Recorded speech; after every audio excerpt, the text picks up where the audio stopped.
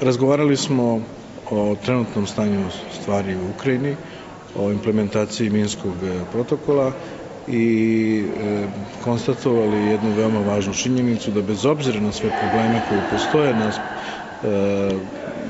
na određene incidente koji još uvek postoje i na probleme oko proceduralnih pitanja verifikacije povlačenja teškog naoružanja, očigledno je da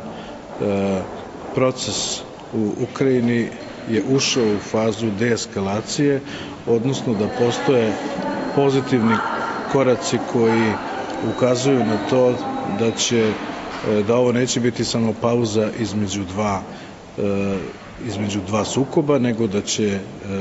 biti proces koji će na osnovu odluka Normandijske četvorke dovesti do političkog rešenja problema u Ukrajini.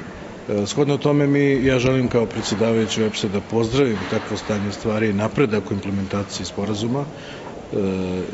i dogovora iz Minska, da pohvalim ulogu naših predstavnika, predstavnika OEBS-a i Hajdi Taljavini i šefa specijalne posmatračke misije ambasadora Apakana, da takođe